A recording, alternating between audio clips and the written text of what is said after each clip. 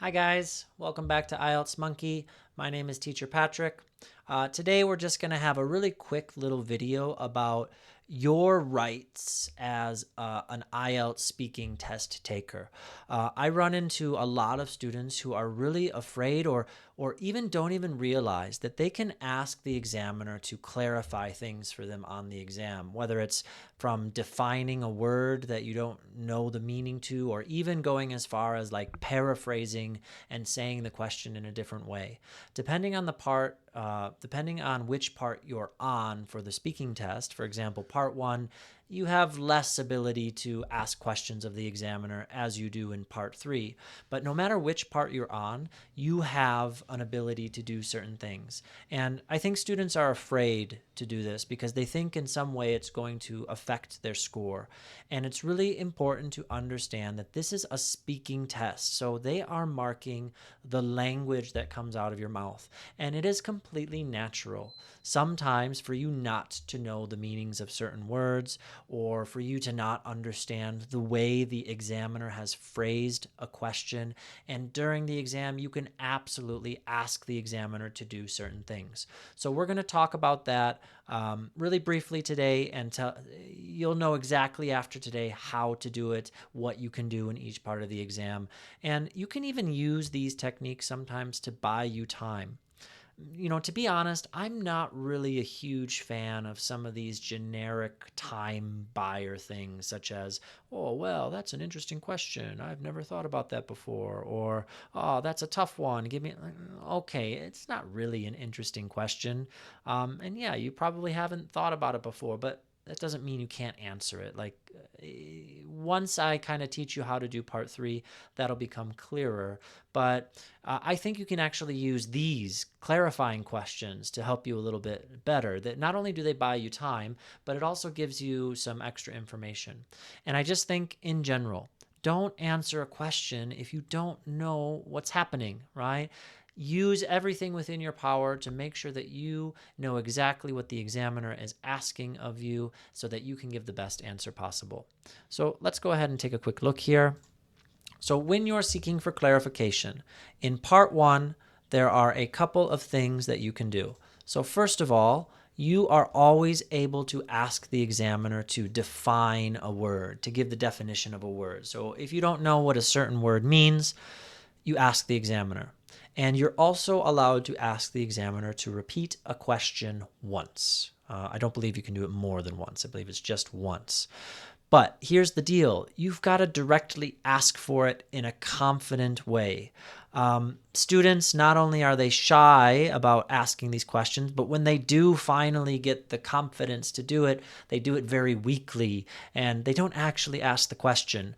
They might say like, oh, I'm sorry, pardon me, I don't understand what you mean. Okay, but that doesn't tell the examiner that they need to define a word for you. So you directly, I'm sorry, what do you mean by national celebration? Oh, celebrations that all countries have throughout the year to celebrate different things. Okay, so your examiner is going to give you some sort of definition of that word, but you have to ask directly, what is the definition of a national celebration? Or can you please repeat that question for me? Don't be shy, be very confident. In part two, again, you can do the same thing. You can ask the examiner to define a word.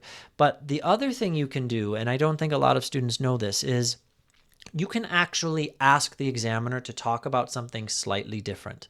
So the reason you would do this is, let's pretend that the examiner asks you to do a part two talking about a time you went to a sporting event, a football match or the Olympics or a tennis match or your cousin's golf tournament. I don't know, anything.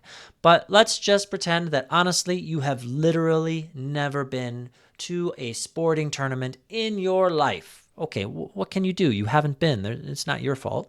So here's where you can ask the examiner, be like, okay, is it okay if I talk about a sporting event I would like to go to? Or can I talk about a sporting event I saw on TV one time? And so here's your chance to kind of steer the question a little bit more in an area that you can talk about. Now, only use this if you literally have not experienced what's going on in the question. Otherwise, you should be able to answer it. And also keep in mind, this does take away from your minute of preparation time.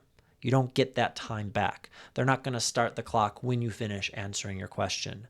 As soon as you get your question and they tell you what you need to do, they're going to start that minute countdown. So you got to be quick. Again, be direct. And finally, in part 3, you have a lot more flexibility. You can do everything you could do in part 1 plus paraphrasing. So you can ask the examiner to define a word, to paraphrase a word. I'm sorry, can you say that word in a different way? You can ask them to repeat a question or to paraphrase that question. So just let's take a quick look at a part 3 question here. So let's pretend that we're talking about technology and the internet, and the examiner asks you the following. Do you think there are any things that are better to do offline? And you're like sitting there and you're like, offline? Like, I know online. Does offline mean not on the internet? Like, what is this guy talking about? Things that are better to do offline? Like, I just don't understand the question.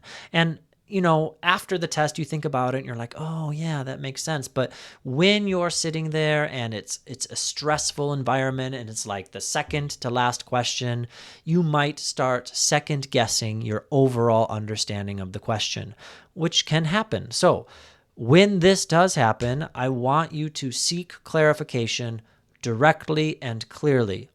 I'm sorry, but can you repeat the question for me, please? Or could you please say that in a different way? Or could you put the question differently? I'm sorry, could you please explain what you mean by offline? Oh yeah, sure, not on the internet. Things that we do without the use of an internet connection. Or simply, what do you mean by offline?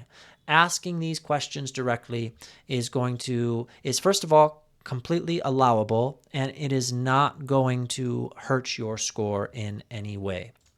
So when you are in the test, you can use these to actually get clarification when you need to, but also every once in a while you might be able to use them to just buy yourself a little bit of time, because honestly, I really don't like those phrases. I just hear them so much, and I mean, your examiner hears them so much as well. If I'm hearing them so much, so are they. So hopefully this helps you a little bit. Remember, in part 1, you can repeat, define.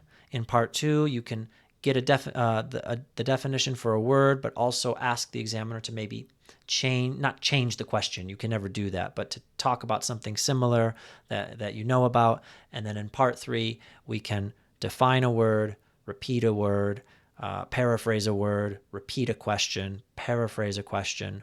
Okay. And again, just make sure to do this confidently, directly, and it will not affect your final score. Thanks again, guys. Hope today's video was helpful. Have a great rest of your day. Bye-bye.